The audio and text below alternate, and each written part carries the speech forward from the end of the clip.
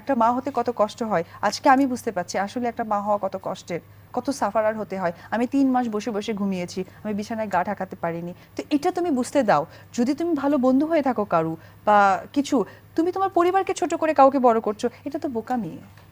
এটা আসলে বিষয়ে কিছু কথোপকথন বলেছেন, সেটা ফোন কল রেকর্ডিংয়ের মাধ্যমে কিন্তু নেট দুনিয়া এখন তোলপাড় করে দিচ্ছে। অপু বিশ্বাসের একটা ফোন কল রেকর্ড এখন নেট দুনিয়ায় তুমুল আলোচনায় কেন্দ্রবিন্দু হয়ে বসে আছে। তো সেই ফোন কল রেকর্ডে আসলে কি রয়েছে বা এর ভেতরে কি এমন রয়েছে যার কারণে নেটিজেনরা এইটা নিয়ে নানা রকম কথোপকথন কিন্তু ইতিমধ্যে শুরু করে দিয়েছে। আমরা প্রত্যেকেই জেনে গেছি মেগাস্টার শাকিব খানের দ্বিতীয় স্ত্রী শবনম বুবলি দ্বিতীয়বার বাচ্চার মা হতে চলেছে। তবে সেই বাচ্চার বাবাকে নিয়ে কনফিউশন কিন্তু নেট দুনিয়া এখন তুমুল আলোচনার কেন্দ্রবিন্দু। তো চলুন আমরা অপু বিশ্বাসের কথোপকথনগুলো একটু শুনে আসি।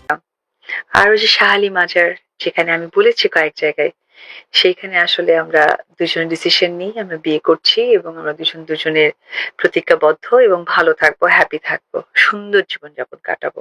এবং তার একটি কথা আমার এখনো খুবই ভালো লাগে যে এজ এ হাজবেন্ড যতটুকু তোমাকে রেসপেক্ট করা দরকার সেটার পরিপূর্ণই আমি তোমাকে করব।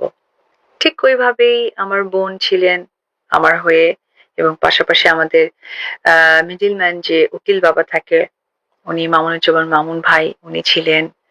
তারপরে তার পক্ষ থেকে ছিলেন মনিরুজ্জামান, তার চাচাতো ভাই, এখন তার সাথেই থাকেন, আপনারা হয়তো দেখে থাকতে পারেন।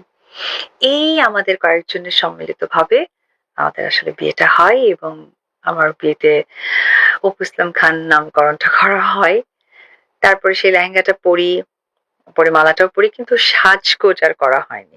সাজগোজ না করে একদম রান্নাঘর থেকে হলুদ লাগাতে হয়, যেটা কাজী বললেন, সেই হলুদ লাগিয়ে, তবে আসলে হলুদের কালারটা না হলুদ ছিল, কিন্তু ওর মধ্যে যে হালকা একটু মরিচের গুঁড়া ছিল আমরা বুঝতে পারিনি। গালে দেওয়ার পর তো খুব জ্বলেছে, হয়তো জীবনটাও হালকা পাতলা একটু জ্বলেই গেল।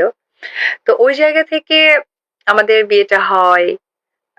আমরা বিয়ে শেষ, তারপরে যথারীতি আমি আমার বাসায় চলে আসি। আর বাসরের ব্যাপারটা যেটা হয়েছিল সেইটা নিয়ে আমাদের একটা বড় প্ল্যানিং ছিল। সেটা হচ্ছে গিয়ে আমরা সকলেই হয়তো জানেন যে যমুনা সেতু একটা জায়গা আছে আমাদের উত্তরবঙ্গে যেতে পারে। তো যেহেতু আমার বোন, আমার বোনের হাজবেন্ড ছিল, তো মাকে একদিন আমার বোনের হাজবেন্ড বললো যে মা, যমুনা সেতু নাকি একটা ভালো রিসর্ট করেছে, এই রিসোর্টে একটু অপুকে নিয়ে আর আমার বোনকে নিয়ে আমরা একটু ঘুরে আসি। মাও যাওয়ার জন্য ভীষণ রাজি, না আমিও তাহলে যাবো, ঘুরে আসি। তো দাদা বললো যে, আমি আমার বোনের হাজবেন্ডকে দাদাই ডাকি,